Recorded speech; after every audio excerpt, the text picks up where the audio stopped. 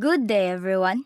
Today, our group will present a book review of the story, The School for Good and Evil. Salman Chainani is an American author, best known for writing fantasy novels for young adults. He gained international recognition for his best-selling book series, The School for Good and Evil, which explores themes of friendship, destiny, and the nature of good and evil. Chainani studied at Harvard University and later earned a Master of Fine Arts degree from Columbia University. Before becoming a full-time novelist, he also worked as a filmmaker and wrote for major publications. His imaginative storytelling and modern take on fairy tales have made him a prominent voice in contemporary young adult literature.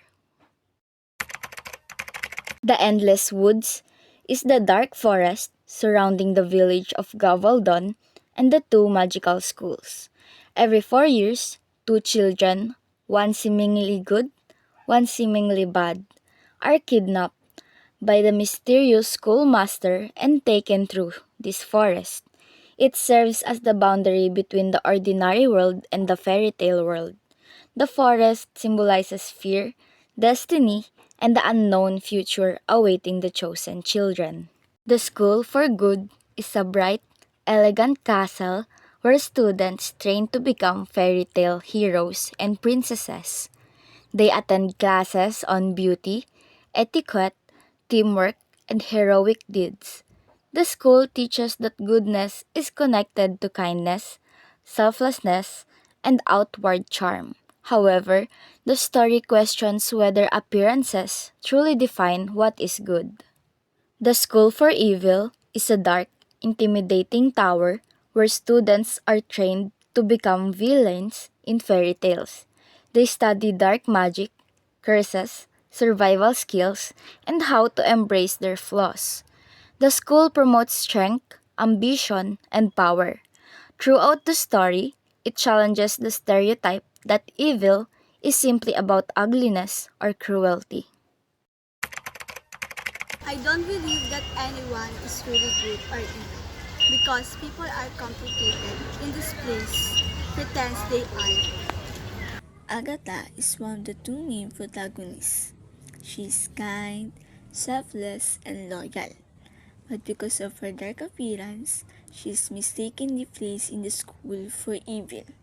Throughout the story, Agatha questions the idea that people are purely good or purely evil. Her journey challenges the system of the schools and shows that true goodness comes from actions, not looks. Whether good or evil, beauty is a full-time job. Sophie is Agatha's best friend and dreams of becoming a fairy tale princess. Beautiful and ambitious, she is shocked when she is placed in the school of evil instead of good. Sophie's role in the story explores vanity, desire, and the blurred line between good and evil, as her obsession with being good slowly reveals her darker sides. The hero doesn't wait for the right moment, he makes it.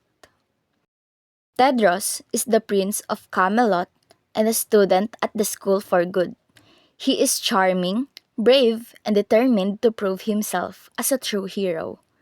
As the story progresses, he becomes romantically involved with Agatha and plays a key role in challenging the expectations of what a perfect prince should be. A world where evil is not as powerful as good is a world out of balance. Lady Leso is the strict and intimidating dean of the School of Evil. She believes that evil is necessary to maintain balance in the fairy tale world. Through harsh and cold, she plays an important role in upholding the school's philosophy that darkness has its rightful place. One doesn't measure one one's godliness just by how one looks. No, it's about what one does. Professor Dove is the warm and elegant dean of the School for Good. She values kindness, grace, and proper behavior. However, her character also represents how the school for good focuses heavily on appearance and traditional fairy tale ideas. Evil doesn't cooperate. Evil doesn't share. When I'm done, evil won't lose. Rafal is revealed to be the true master and the main antagonist of the story.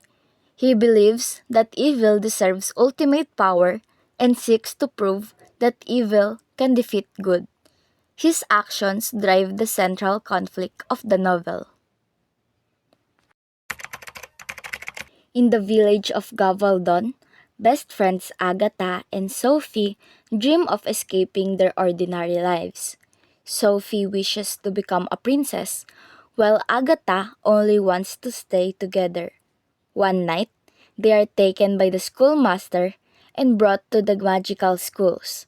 However, they are placed in opposite schools, Sophie in evil and Agatha in good, confusing everything they believed about themselves. Sophie struggles in the school for evil but becomes determined to prove she belongs in good. Meanwhile, Agatha feels out of place in the school for good and tries to protect Sophie. Sophie grows closer to Tedros, the Prince of Camelot, hoping he will give her a fairy tale ending. As tensions rise, Sophie begins embracing darker powers, especially during the magical trial by tale. During the trial by tale in the Endless Woods, Sophie fully embraces evil and uses dark magic to try to win Tedros and defeat Agatha. The truth about the schoolmaster is revealed. Rafal has manipulated everything to prove evil can win.